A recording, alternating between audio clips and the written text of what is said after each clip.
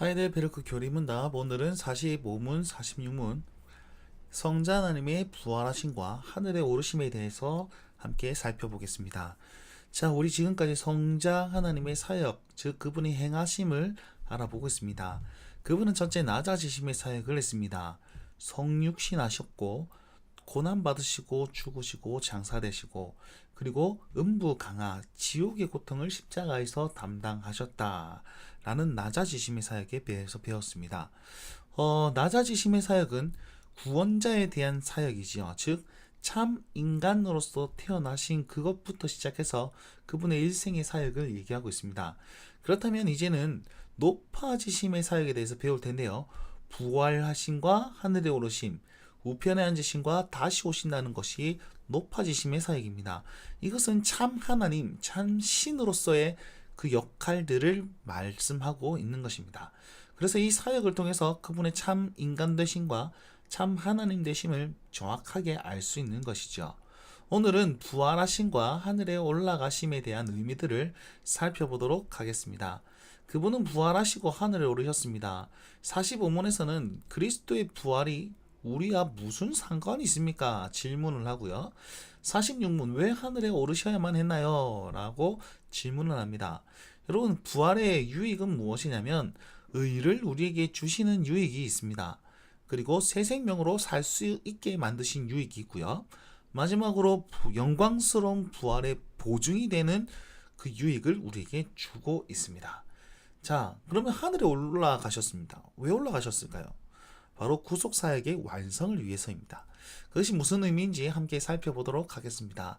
45문입니다. 그리스도의 부활은 우리에게 어떤 유익을 줍니까? 라고 질문을 하지요. 여러분, 이 45문은 질문이 좀 특별합니다.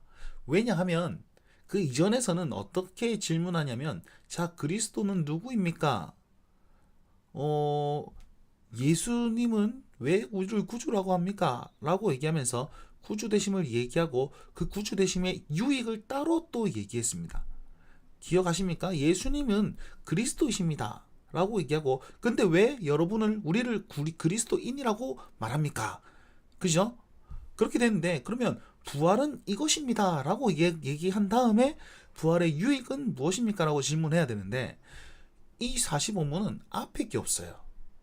부활에 대해서 설명하지 않습니다. 그죠? 부활은 이것이고 요런 현상이며 하는 요렇게 해서 요렇게 하셔서 이게 부활입니다라고 설명하지 않습니다. 왜냐하면 부활은요, 사실 증명이나 설명의 대상이 아니기 때문입니다. 부활은 믿음으로 말미암는 것입니다. 여러분, 부활을 어떻게 설명할 거예요? 그죠?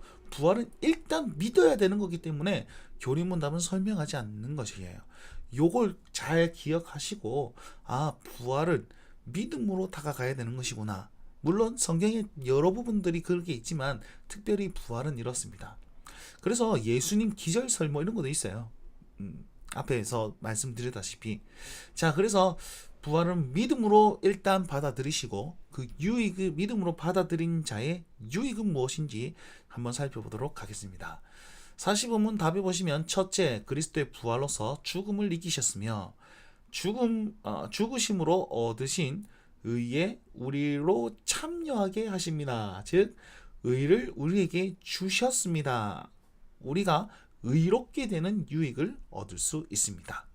그리스도께서 의롭게 되셨습니다. 십자가로 인해서. 그죠? 죄를 다 대속하셨습니다. 그리고 부활하심으로 그리스도와 우리가 연합되었습니다. 그로 인해서 우리가 의롭게 되는 유익을 누립니다. 자, 여러분, 예전에 중보자의 조건에 대해서 그런 얘기를 했습니다. 뭐냐면 의로우신 참 인간이었고 그 다음에 능력이신 참 하나님이라 그렇습니다. 중보자의 조건이요. 왜 능력 있으신 참 하나님이어야 된다고 얘기하였습니까? 왜 능력이 있어야 된다고 그랬죠?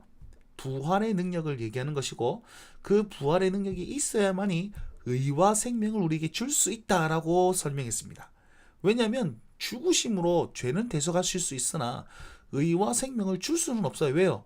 본인도 생명이 없기 때문에. 부활하심으로 그걸 취하신 다음에 우리에게 주실 수 있다 그랬습니다. 그래서 부활이 필수적이다라고 설명한 적이 있습니다.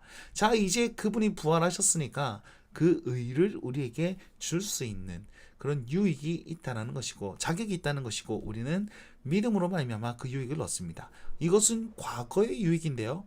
이 말은 무슨 말이냐면 과거에 우리가 예수 그리스도를 영접할 때 세례 받을 때 우리는 그때 칭의되었습니다. 의롭다고 칭해졌습니다. 단번에 일어나는 과거에 대한 유익이죠. 그러면 지금은 어떤 유익을 누립니까? 자, 새 생명으로 다시 살 수 있습니다. 두 번째 답에 보시면 그의 능력으로 말미암아 우리도 이제 새로운 생명으로 다시 살아났습니다. 그죠? 부활의 능력으로 말미암아 죄와 상관없는 삶을 살게 되었고 그 죄와 상관없는 삶은 믿음으로 인하여 그렇게 살 수 있다라는 것입니다. 이전에는 전적 타락한 죄인이어서 전부 다 죄를 지을 수밖에 없는 존재였으나 이제는 그리스도와 연합되었기 때문에 그 그리스도로 말미암아서 믿음으로 죄를 이기며 살 수 있는 삶이 우리에게 주어졌다는 것이죠. 이게 새 생명으로 다시 산 사람의 유익이란 말이에요. 언제요? 지금. 둘째, 저 답에 보시면 우리도라고 얘기하고 있고 이제라고 얘기하고 있습니다. 우리도라는 말은 그리스도께서 그렇게 의롭게 부활하셨듯이 우리도 지금 부활했다는 거예요. 지금. 이제 현재를 얘기하고 있죠.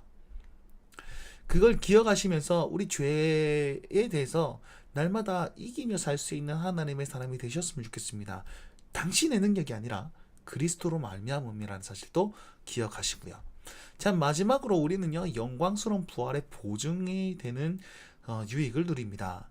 답을 보시면 그리스도의 부활은 우리의 영광스러운 부활에 대한 확실한 보증입니다 라고 얘기합니다. 자, 부활의 보증이래요. 우리의 보증이라고 합니다. 이건 보증이 뭐냐면 할부금 이런 뜻입니다. 성경에는 첫 열매라는 뜻으로 표현하고 있습니다. 여러분, 우리가 어떤 물건을 할부로 살 때 일단 선 결제하고 물건을 먼저 가져오잖아요. 자, 보세요. 물건을 가져왔을 때 그 물건의 대가를 다 지불했습니까? 지불하지 않았습니까?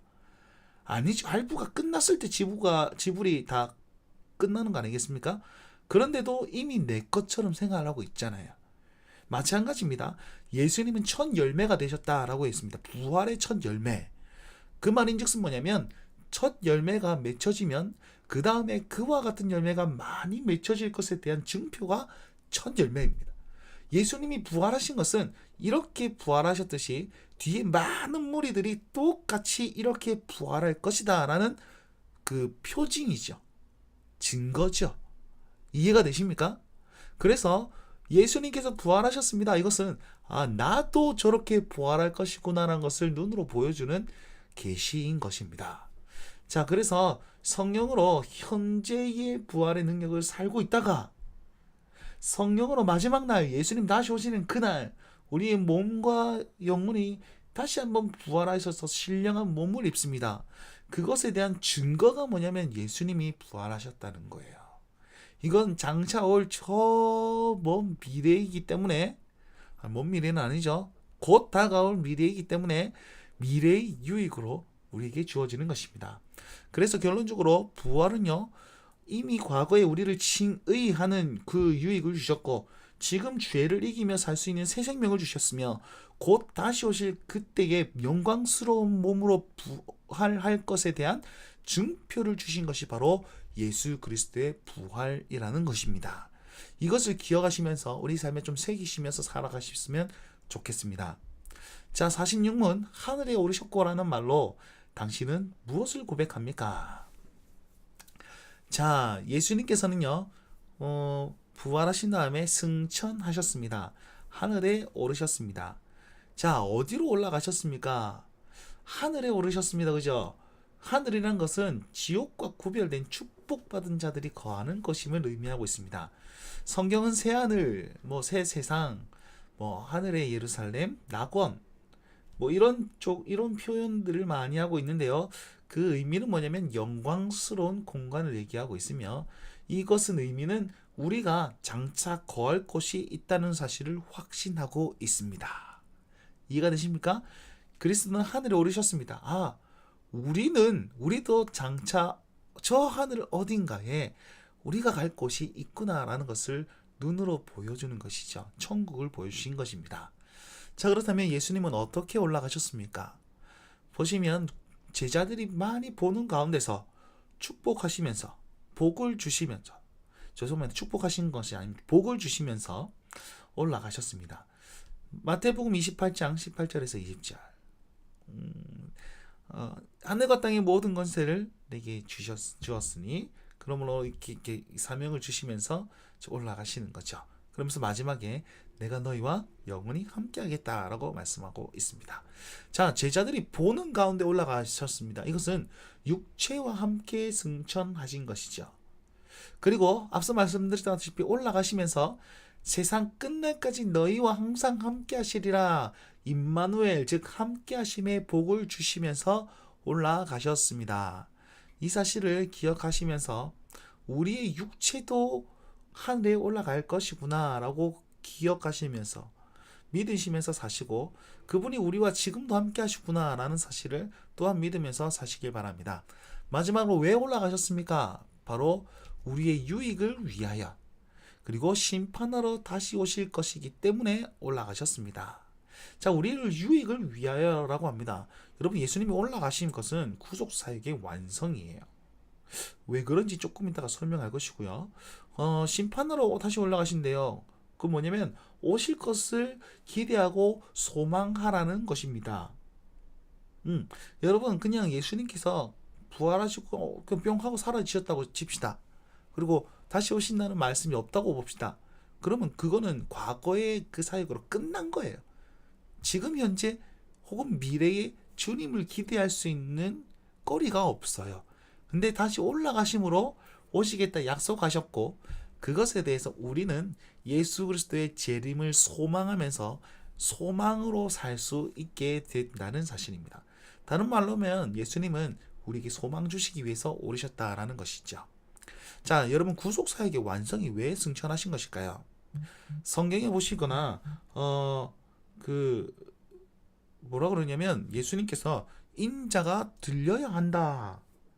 그리고 예수 그리스도의 인자가 들려야만이 완성된다. 구원이 완성된다. 이런 말씀을 하십니다. 이 말은요, 예수님께서 십자가에 달리신다라는 뜻의 표현이기도 하고 하늘에 오르신다는 표현이기도 합니다. 그렇기 때문에 하늘에 오르셔야만이 구원이 완성된다는 뜻을 포함하고 있다는 사실입니다. 그래서 예수님께서는 승천하심으로 구속사역을 완성하셨습니다.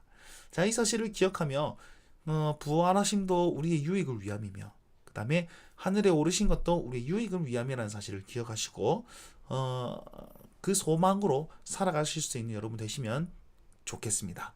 생각해 볼 질문으로 함께 복습하면서 우리 삶을 조금 돌아보았으면 좋겠습니다.